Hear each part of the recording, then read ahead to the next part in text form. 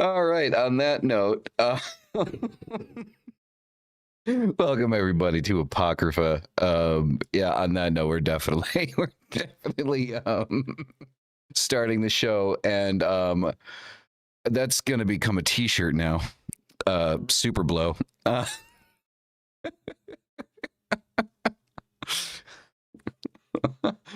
Oh, take it how you will.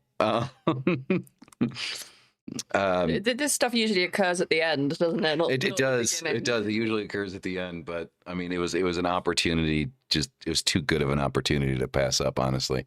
And we got Mystic with the Cyberpunk 2077 glasses. It's kind of rocking it out. So very good, very good. So tonight the topic I completely forgot I was muted. Right. So tonight the topic we're going to be talking about the misuse of shadow work. I think it's going to be an interesting one because I think I definitely know that Dyer and I have had some pretty involved conversations about people talking about shadow work, but I also know that Mystic and myself have also discussed it probably a couple of times on the show, I think. Yeah. People that talk about shadow work that don't ever actually do shadow work and think that they know what it means, but don't. So we're going to kind of, open up that door and look at it. Quick self promo here. So tomorrow, for Satan and Coffee, I will be having the gentleman occultist from TikTok on the show tomorrow. That's up to you. You haven't confirmed or denied anything. You said maybe. So wake me up. Okay. Yeah. Is he the one we had on our show at one point? No. I wanted to have him on Apocrypha, but his communication, apparently he reached a certain level of followers on TikTok, and they changed his whole thing, and he couldn't find my messages, and it took him like a week, 2 weeks to get back to me. But the plan was to have him on Apocrypha, but I was just curious. The name sounded familiar. Well, I mean, he's got damn near 100,000 followers on TikTok. So him and I had a chat last night. Went pretty well, and also within, I don't know the next week or the week after, but I'll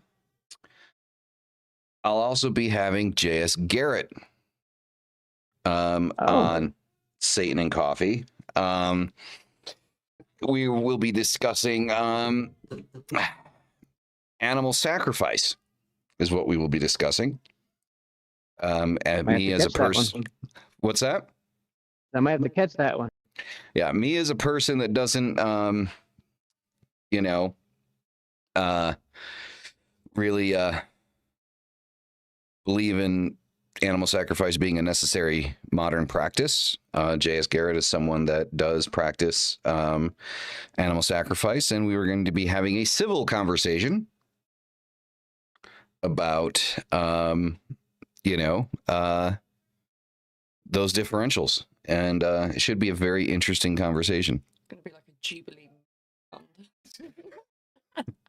Something like that, maybe.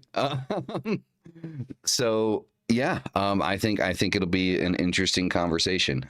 Garrett is somebody that I've wanted to have on the show, and I'm thrilled that he's going to be on. So I can't say which week exactly he will be on, but I do know that he will be joining. And tomorrow, the gentleman occultist. And if you guys don't know who he is, look him up on TikTok. With that being said,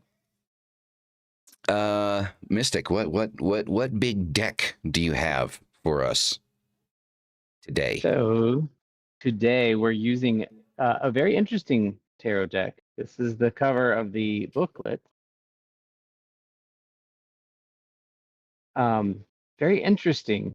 So this particular one is called the Summer Blaze Tarot cards, and what I didn't realize is that there are 4 decks of this like series called the Wheel of Seasons: the Spring Sprout, Summer Blaze, Autumn Reap, and Winter Still.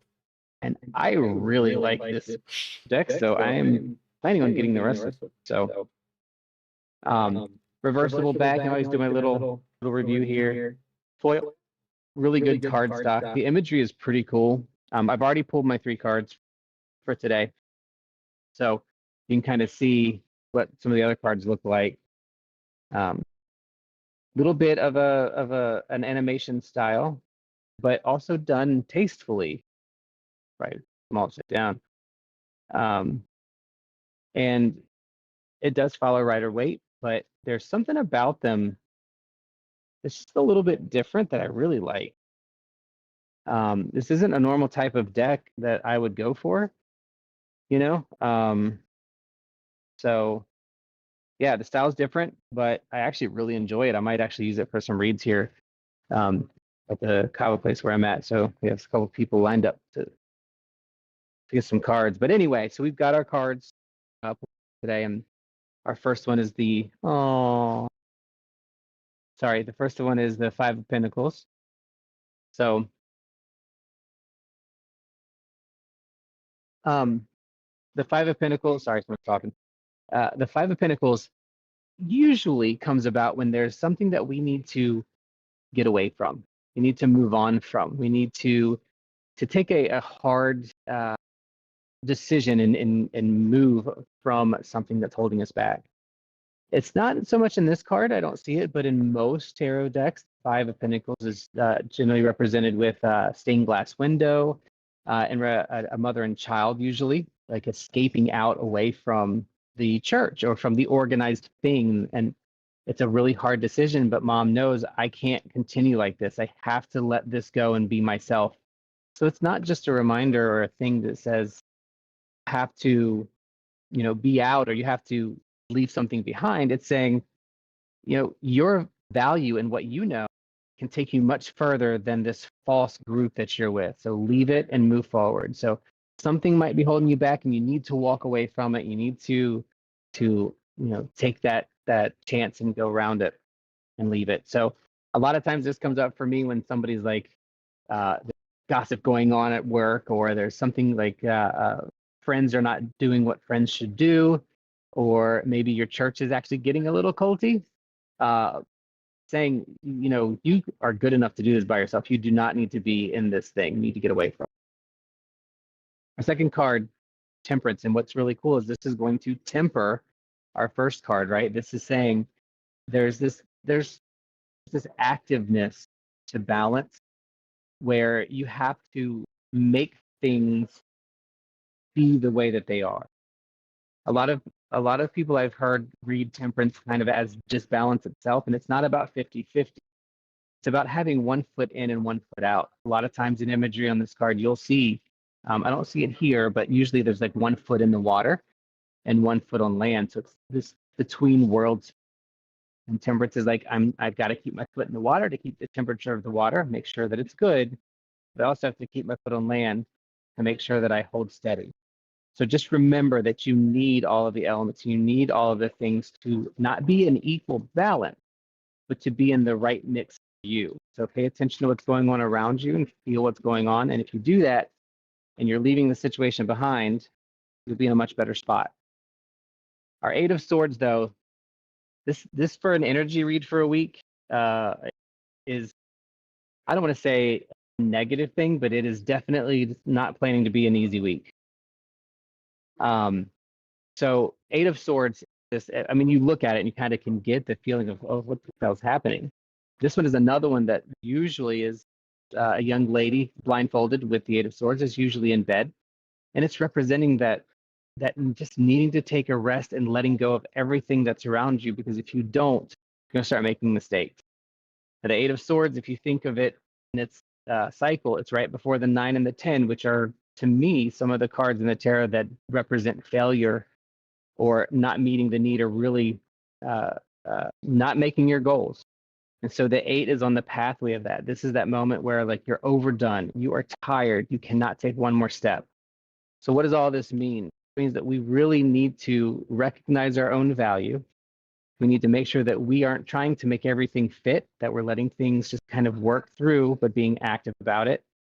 and that we really need to pay attention and give ourselves a moment to rest and pull back from everything around you so that you can regroup yourself.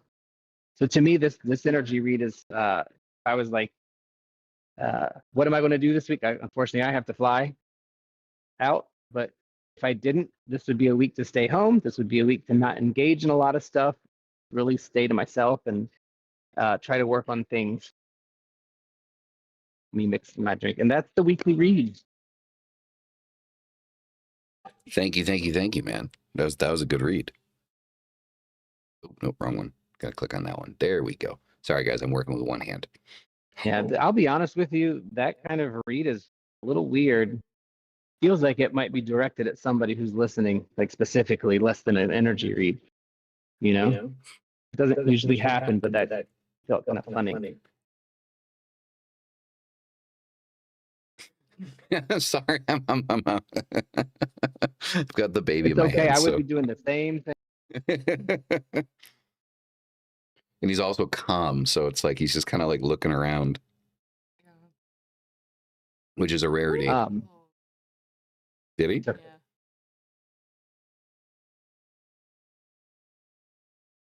The man with the beard is holding me again. The man with the beard. Looks like it.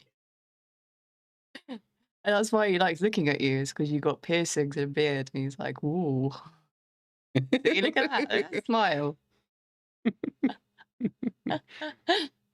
Is that daddy? Yeah. That's a big smile. Look at you. So, the misuse of shadow work. Is that funny? Look at them feet. Is that funny? Look at them little feet, little beans. I don't think I've ever seen him smile this much. Apparently And we they can do do this it. the Like, whole they, stream, y'all. For the record. yeah, they do it to like copy you. Like when they see you smile, they copy you, like mimicking.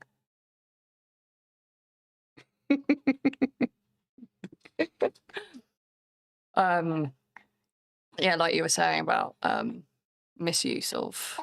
Also, that deck reminds me a lot of Morgan Greer. Yeah, it really does. Colors. Yeah. There's only 4 real colors in it. That orange, yellow, blue, and red. Yeah, no, I really like that. Yeah. There's not much funny about shadow work, however. Yeah, no, not really. I've definitely had it where if people use shadow work as like an insult, like, oh, you clearly haven't done your shadow work, just because like you were in a disagreement with them. Like I don't know if you guys feel the same way, but shadow work for me is not a thing to go do. It's like an always thing that is a part of what you do. It's not I'm going to go get my shadow work out and do it. Yeah, right. You know? It's not a task. People say it, I'm like, I think that's how that works. It's not like something on the fucking to-do list.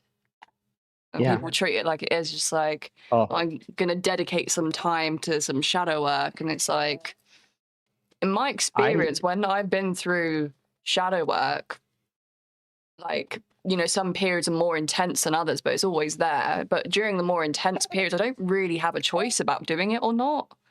Yeah. So... Wait, I wonder if there's a way to maybe separate out intentional shadow work. So like for us, I do, like we said, I believe that shadow work is an always ongoing thing, but I also think that you can intentionally sit down to do a specific thing.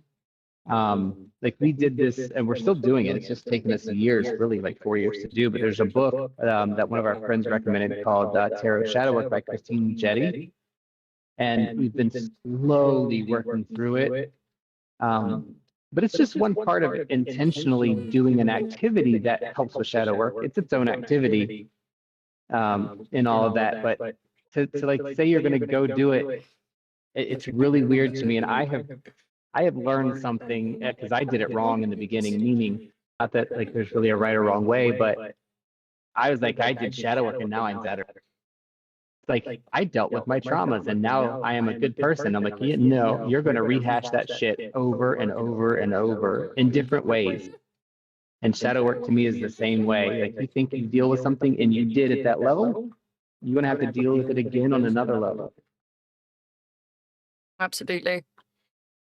And I am I hyper missed all as of shit, that. y'all. So just interrupt me if I start rambling. I completely missed all of it. So, you know. Well, just ask me the same questions that you would anyway, and I'll repeat them.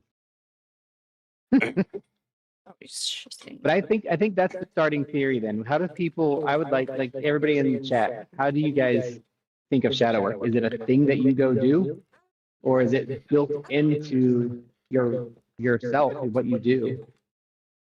I already see some. Yeah, part of life. It is. I mean, I would think the way I look at it is I look at it's kind of like sometimes it's a combination of both. Sometimes it's just something you naturally come into the process of doing. But then there's sometimes you sit there and you have kind of like, I don't know, kind of like a light bulb moment and you're like, I need to work on some shit. Yeah. You know? Yeah, I think intentionality is you can intentionally do it, but that doesn't mean you're not doing it at other times. And if you don't stop your daily work to go do shadow work, you can intentionally sit down and journal, which is helpful with shadow work, for example. Good.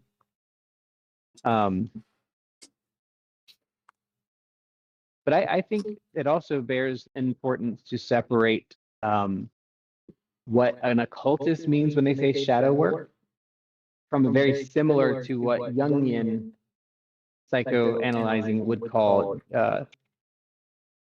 shadow work. There's a really good book, and I can never remember the title, but it's by Robert Bly. Short book, something, the long bag we hold, or the bag we carry, something like that. And if you're not familiar with it, you can get a really good crash course in Jungian shadow work. It's a great little book. You can read it in a couple hours. But it really talks about shadow work as all of the repressed things that, you parents didn't like about you as a child that you put into a bag, and you still have to deal with them later on in life because that's who you are. That's the Jungian shadow work. Versus, I think when occultists, like what we're talking about, includes that, but it's more than that. It's becoming friends with your shadow. It's not trying to eliminate it. It's incorporating it into what you're doing and making it something that's a part of who you are. I have thoughts a lot. There are things that you have to deal with.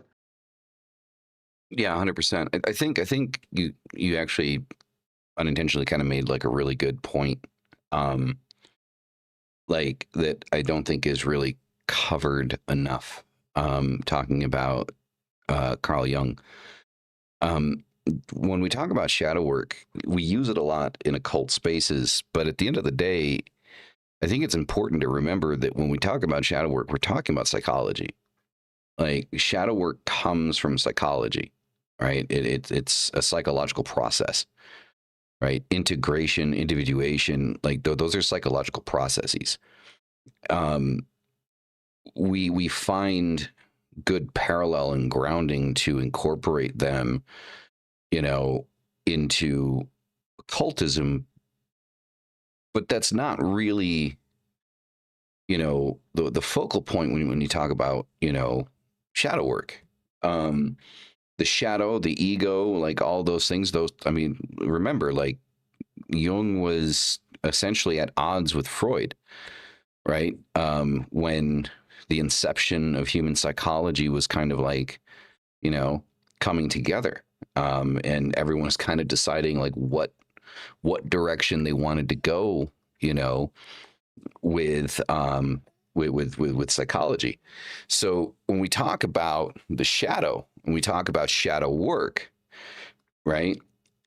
It's so important to understand that what that means, at least to me, in occult spaces, is it's taking, the things that could potentially be holding me back in magic that are of a personal nature, and working through those things that could be holding you back. And it's not, and again, it's not inherently trauma. right? Your shadow isn't completely like built out of just every single trauma that you've been through. And that's another misconception. It's like when people talk about shadow work, so they're constantly talking about, oh, well, shadow work with my trauma and stuff like that's like, okay, but it can also be like, if you think about it, it's a stupid example, but I think anecdotally, I think it's a good one. In ritual, sometimes getting loud might be a good thing in ritual. Sometimes, allowing your voice to raise, to get some of that energy flowing might be a good thing. But let's say you have a problem, I don't know, singing in front of people or being loud in front of people. And then in ritual, you inherently feel kind of like a limitation, getting loud, during ritual in order to kind of allow yourself to kind of unfold and kind of fully go into that energy flow. Shadow work in that sense would be kind of coming to terms with the want and desire of being loud is a part of you, and it's okay to do that. Not trauma. It's just accepting another part of yourself as being a part of yourself and allowing yourself to do that, and not being ashamed of it. Yep. In the process of evaluating it and using it for your benefit, not just trying to delete it like many people think that they're trying to do, right? It's just, I don't like that part of myself. I need to delete it. But when you really take it down, examine it, look at it, and learn it, you're like, I actually really like that part of me, and it helps me be who I am and what I do. Yeah, exactly.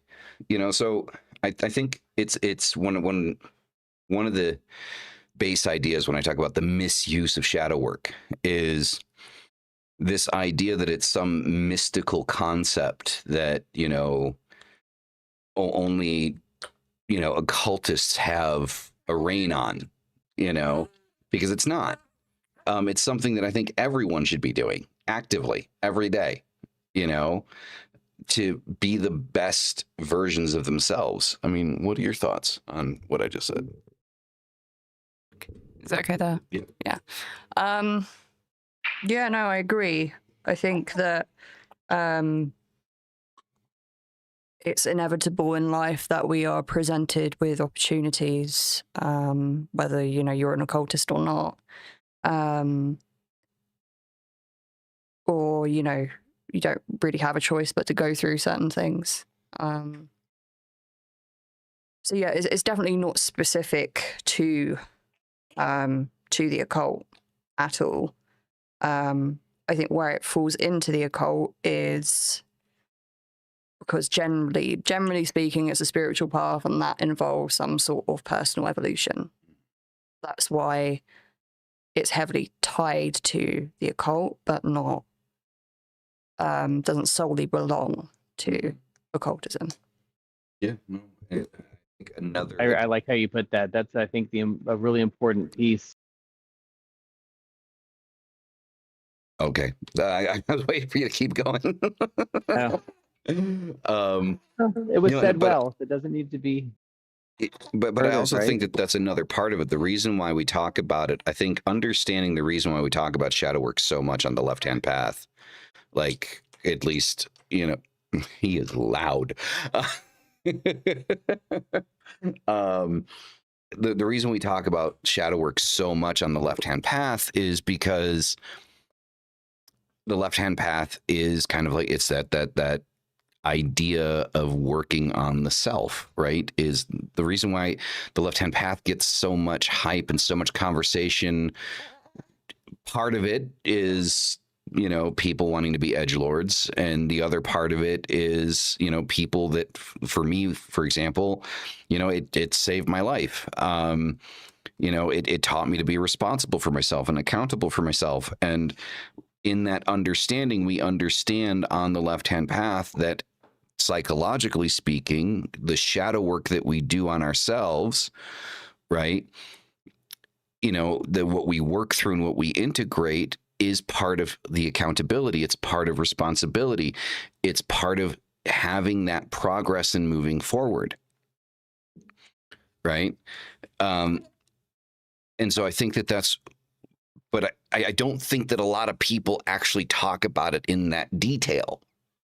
They don't talk about, like, you would need to have somebody to properly discuss something like this, I think it would be pertinent to have, like, for example, Scarlet.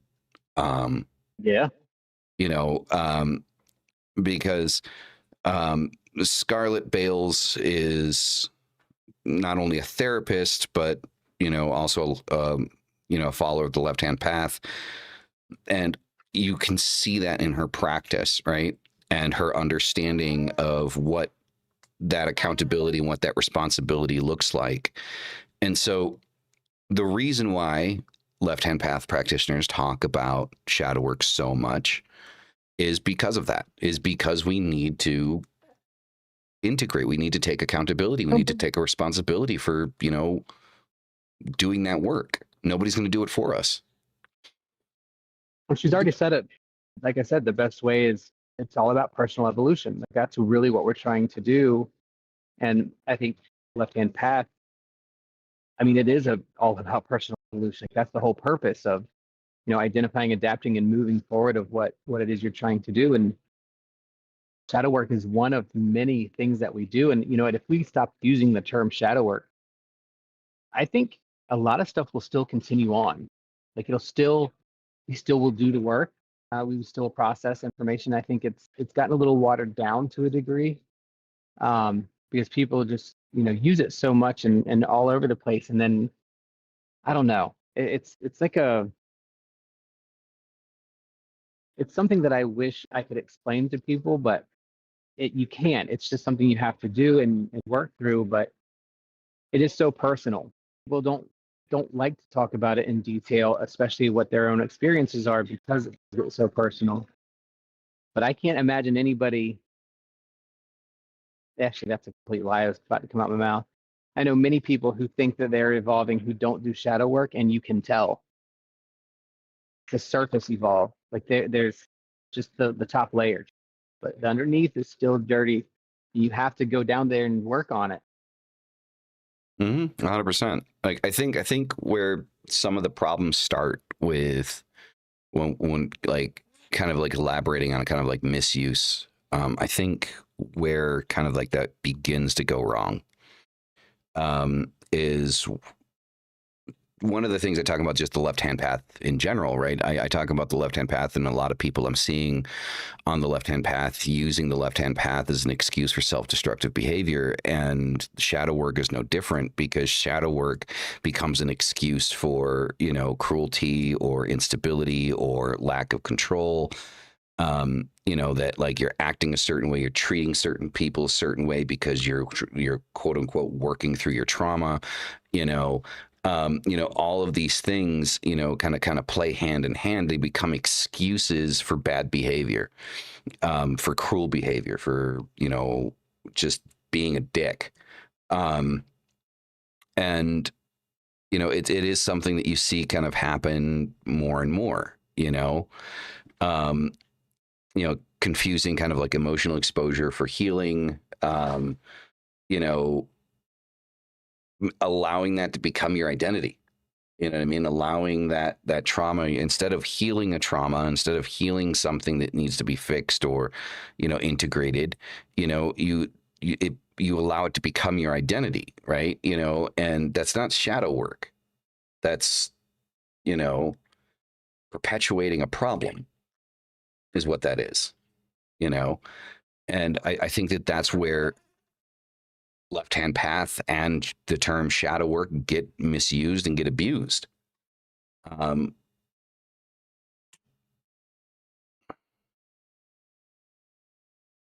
Yes. Yeah.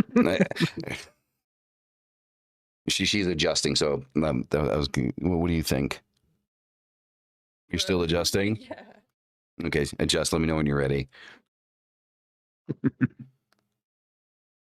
Apocrypha has become a family show. Hey, I'm here for it. I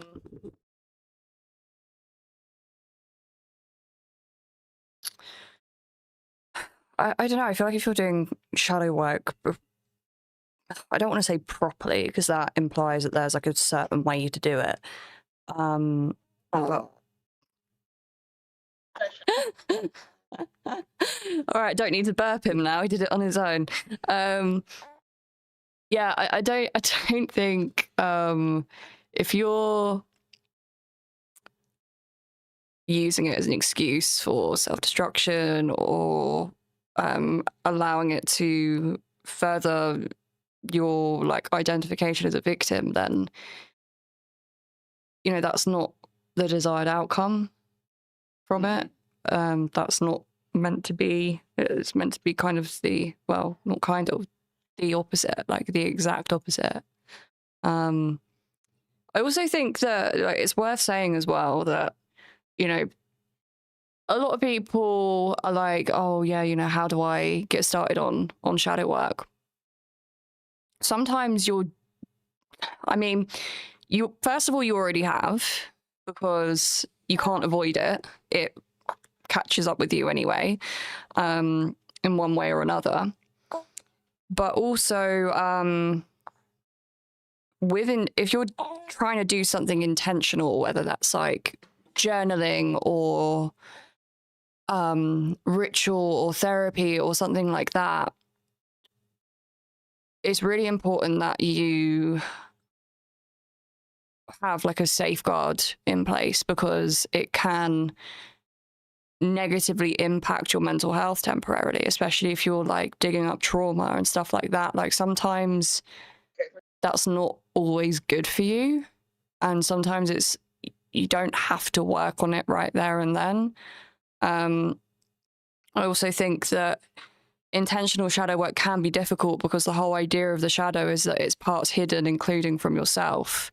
So trying to do something intentional about something that you don't necessarily know or realize is there yet can be difficult. And you might not actually be ready to deal with that stuff yet. So it's important to have like that level of self-awareness to know like whether you're mentally and emotionally like in the place to be doing it. Like, for example, me 2 months ago, like freshly postpartum, I'm not gonna be like, right, I'm gonna do like all this journaling about my trauma, because like I'm in a really delicate frame of mind. You kind of got to ensure that you're supported and strong enough to I mean, I think that's really important too. I'm glad you brought that up, because I think just like anything else, it's not something you would want to jump into head first, right? If you don't exercise a lot, they always say, go to your doctor, make sure you get a checkup first, because you may not like what you see. So it's important to try to figure out how to get into it appropriately and in a way that doesn't cause damage. I always, people have asked me before, like, how do you do shadow work? Because there's no way to do it like what I did. One of the things we are doing, and we've done it different ways, is we have that book, just follow it through, and we're going through and we're saying, and it's using tarot, which I love, which is a great recommendation, by the way. Use tarot, use runes, use something that gets you thinking about it. And when you pull these cards in these positions, and you just really have to remember to ask yourself, really, why do I do that? How do I do that? And really be willing to go deep. I think that's where some of the failures are, is that you just say, why do I do that? And that's it. You move on. It's like, no, really, why? Why did you do that? Why are you reacting? Why are you responding to the thing? Why do you see what you see when you pull a card? 100%. 100%. I mean, I would recommend Oracle. I mean, for me, like, Oracle works. I don't know what happened with my ability to read tarot. Like, I just can't. I can't read tarot anymore. Like, unless it's like formatted like a Oracle deck in and of itself with just the names of the tarot cards. But like a Rider-Waite deck, like, I start pulling cards. You'd really like Melvin's deck, Tarot of Neofiction. Yeah. Mm-hmm. It's very Oracle-y, and he will not write a book for it. I like that. I like that. Yeah, I think that's the only thing that kind of irritates me with the last deck that I just got, which was, I'm pretty sure I showed you guys already. Yeah, it's the Midnight Oracle. is it's got a very extensive book in it, and I'm just like, Nope. yeah, I've never read the books either. You know. I know we've talked about that before. I read them because I kind of want to know what the author intended with it. But I have some decks, really cool. I think Shadow Legends might be what it's called. There's no words. It's like a Rorschach almost, and like I'm telling you, they get you going. That's awesome. No, I mean, I used to be really, really fucking proficient with tarot. Like I started out with tarot. Cycles. It cycles in and out. You know, you do what works best for you. You might be heading to that stage where you start adding things into it. Like for me with tarot, I'm starting to add in like, I forgot what they call it, like a bones bag, but with trinkets in it instead to like add to the readings. Mm-hmm. But yeah. Yeah, I mean, I'll usually combine decks. I mean, I'll use like multiple shadow decks or like, you know, oracle decks, or I'll throw runes into the mix, you know, stuff like that, But you know. Those are all great tools, shadow work, but the key to it isn't just pulling the card. Shadow work's not that easy. You have to go deep into, you have to really sit with it and figure it out. Like you can't, and it's hard, not easy to do if you really learn yourself. It's usually good to have somebody to help you through it, whether it's a book or a person. Yeah, 100%, 100%. And I think like everything everyone's touching on is also important. Like when it comes to like how to do shadow work, I think how you do shadow work is just as unique as you as the person, you know, as the individual. I don't think there is one set way to do it. You know, to start working through stuff. You know, it just kind of happens and you do it however you need to do it. Some people do it through rituals. Some people do it through meditation. Some people do it through therapy. You know, I will never knock therapy. I think everybody needs to be in therapy. If you don't have a therapist, get a therapist. You know, like I think it's, you know, exactly, Free, you know, 100%. You know, not something to be ashamed of or frowned upon or anything like that. You know, thoughts? Okay. I just want to make sure I'm looking back at you because, you know, you don't feel like you're just kind of riding solo over there. So the next part of this, like with shadow work, yeah, is kind of like the ego disguised as integration. Yeah. Shadow work becomes a mask for ego inflation. Is he done?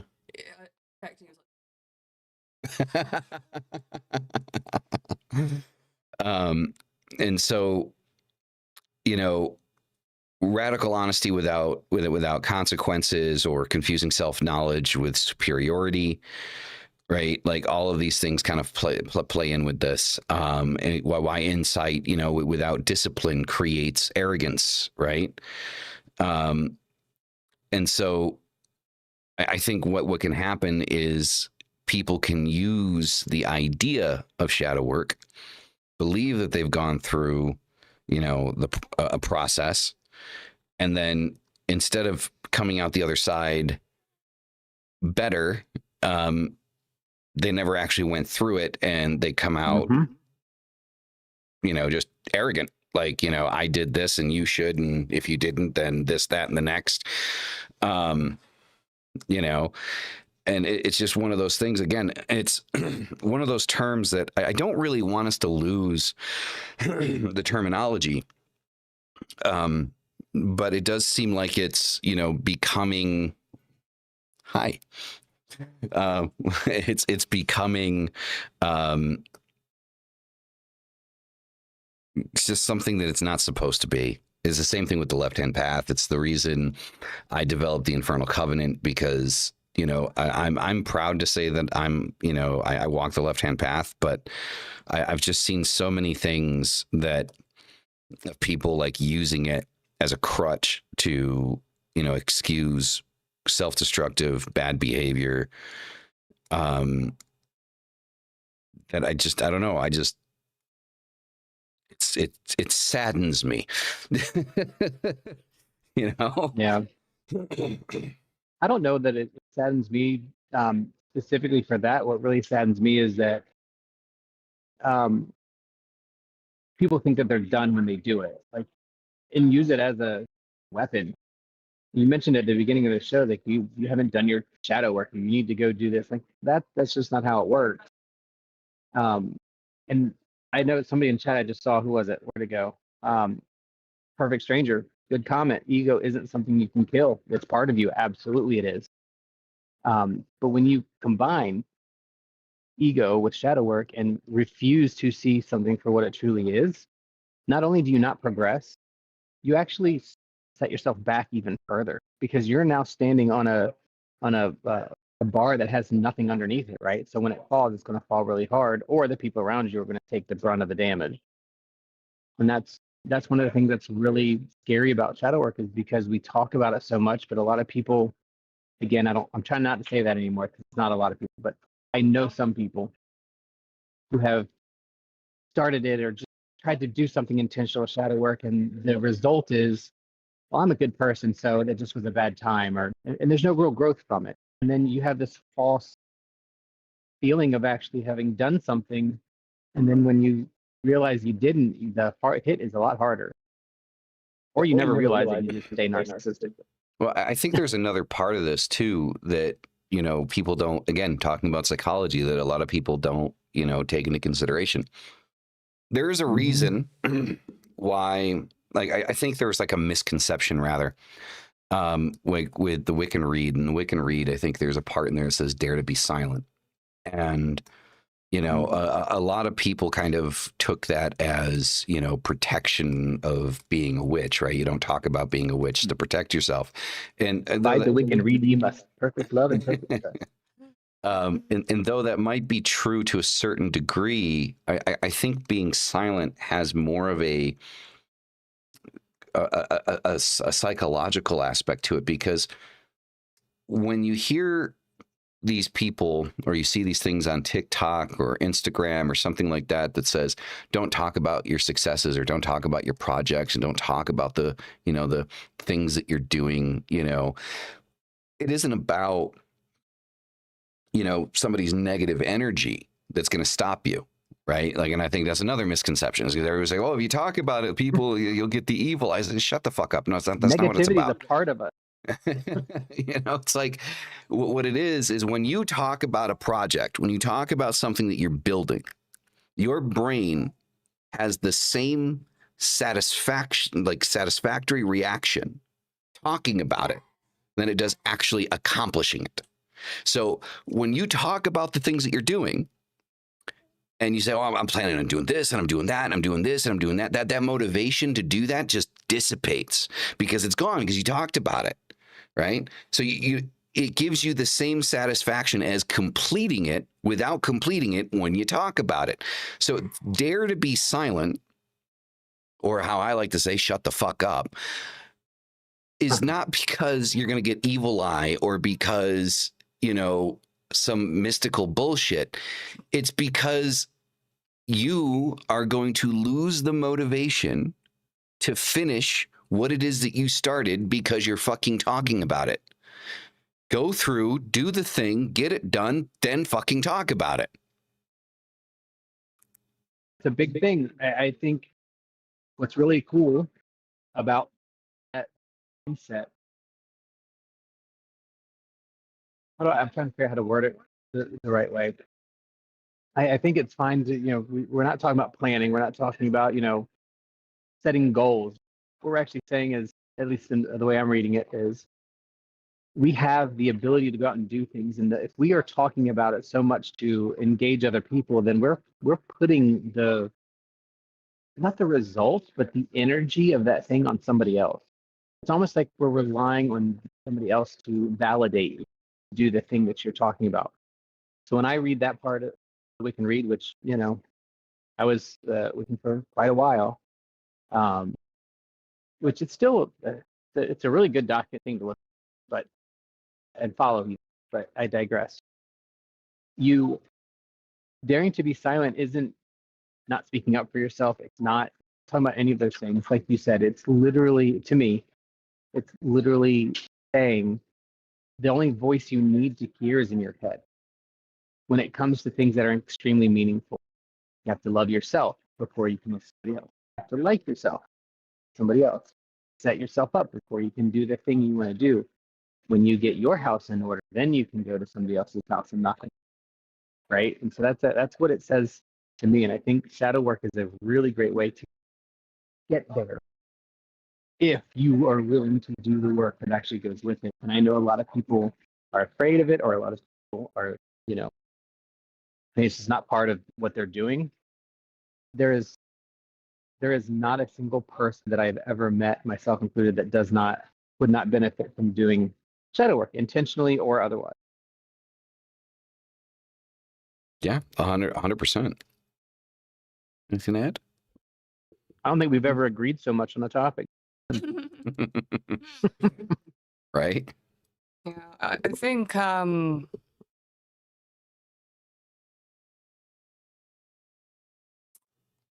that dare to be silent is definitely something that people need to practice more. Yeah. Like, you can't, if you dare to be silent and you want to be a fake bitch, then you can be a fake bitch. But like, if you're bad mouthing someone and then in their comments and shit, like blowing smoke up their ass, you're exposing yourself to be a fake bitch. And if you can't tell, I am throwing shade. I figured, like, who pissed in your Cheerios? you know who pissed in my Cheerios. You know who I'm fucking talking about. I don't dare like need to dare to be silent on that because I'm getting a bit sick of it. But yeah, I was kind of in my head, like, do I say it? Do I not? It's just like, no, I won't dare to be silent on this because you're a fake bitch. Yeah. No, I think it's funny because, like, I think we both have, like, somebody that we like. We can. I mean, we all do. Yeah, right. I mean, there's a comment that I got on a short, like the short that I put out there, talking about the animal sacrifice stuff, and I was very intentionally aggressive in that video, and I was very intentionally like, I lacked nuance in that video very intentionally. And so somebody had come at me, like, in the video itself, like I make a comment regarding, like, most people's argument about animal sacrifice. Their first thing that they go to, it's like, do you eat meat? It's like, bro, like, me going to Burger King and getting a fucking burger isn't the same thing as fucking, like, cutting a goat's head off during ritual. Like, it's not the same thing. Let's not pretend that it is. Yeah. And and what the thing was is, like, in their first comment to me, that was the very thing that they opened up with, is, do you eat meat or are you vegan? And I'm like, bro, like, I already tackled this in the video. Like, at least finish the video before you decide to comment on something. Yeah, right. Like, exactly. But what was funny, what was funnier to me though, is, in my comments to this person, I said, like, well, I mean, come on the show, talk about it. And dude, he put some weird, I want to say it's like looks like Sumerian, maybe, like, in English, but then he puts in parentheses, activation begin, and then says, oh, let's take this to the astral, let's have a witch war. And I'm just like, you Power Ranger acting motherfucker, right? Like I'm over here picturing this dude going morphin time, and I'm just like, I'm like, sounds like another mystic witch in our sphere. Right. I'm just like, I don't have the time or energy for this shit. I really fucking don't. Like, honestly, like, and don't. Yeah, I am. I'm 100% serious. And I'm just sitting here thinking, I'm like, it seems so fucking childish to me. You know, it's like it's like, bro, like I gave my opinion on something. You're the one shitting yourself over it. You know, what because we disagree, like that has to be the end all be all. Like I don't know. Like You know what? Shadow work would help that person very much go in and figure out why they're reacting the way they're doing, but their ego will not allow them to. exactly my point. Exactly my point. Yep. You know, so I'm just like, it's just sad though, because like in that whole concept of like witch wars and like having like like somebody says that they're like, let's fight in the astral. I'm like if I would just laugh. I did I would just laugh. I did. I almost literally rolled over fucking laughing. I even thanked them in my last comment to them. I was like, thank you. I don't think I've laughed that much all year. Like, I'm just like, if know what he was doing. if you truly believe wholeheartedly that that is something that can be done, I do personally believe that you need medication. I do believe that, you know, magic going back and forth is a thing. Like that can be a thing. Like I believe it, you know, but to literally like go into the astral plane and have a war on the astral plane, I'm like, for fuck's sake, man. Like, I mean, like, Is it for 1,800 years? right? Is it for 1,800 years? Like, I'm just. Are there tapeworms involved? Are there tapeworms involved? Right? Right? Belial's like 18-foot dick.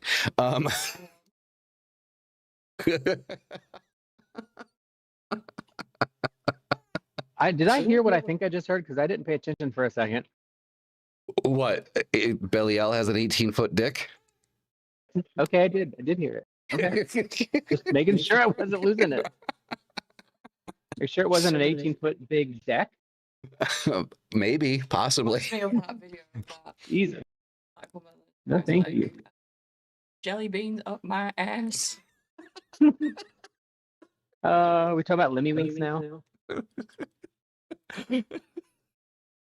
Oh Lord shit! have mercy.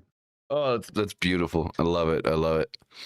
But yeah, so I mean, I don't know. Like, I just think that like shit like that's just it's immature. It's uncalled for. It's childish. Like, you know, it to sit there, like, honestly, that is something I would expect like a 15-year-old kid in like freshman year of high school or sophomore year of high school to break out and start saying to somebody, like, if he plays like a little too much D&D, you know, which, hey, you know, I'm a D&D kid. I love D&D. Dungeons and Dragons is fucking awesome.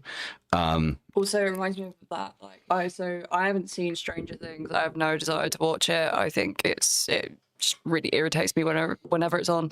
But it's you know that scene where like 11 goes like that, and everyone just looks at it like, the fuck. It reminds me of that. Yeah, exactly. Because like most of these motherfuckers are like that. And it's also just fucking embarrassing. Like, I mean, you type that shit publicly, like people can see and read this shit. Like, I would be embarrassed as fuck. Like, I would personally. Yeah, it's like, I can't believe I said that shit. Like,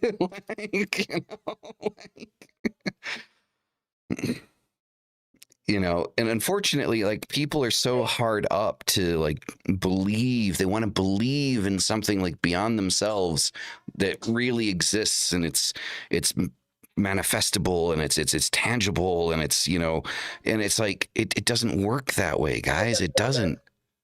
Like, it really doesn't. And you need to stop circling the drain, like, really. So, yeah. Speaking Hold on a second, because it looks like I have. Oh, okay. Yeah, Mystic just messaged me. He has to leave soon. So I don't want we to either, we 'cause are this at is the a hour really- mark. It was a really good conversation.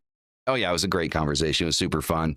Remember, guys, tomorrow the gentleman occultist, Satan and Coffee. Don't worry, I will have him on again on Apocrypha. If you guys can't catch the Sunday show, I will invite him onto Apocrypha. I'm sure he will oblige. I think it'll be a great conversation for everybody. And at some point, I don't know when yet. I don't know if it's next week or the week after, but JS Garrett will be on Satan and Coffee. So I'm excited for that. yeah, so that's gonna be a fun conversation. So thank you all for being here. You guys are fucking amazing as always. Hail thy fucking self. See you in the next one. Peace the fuck out. Oh wait, I don't do that one.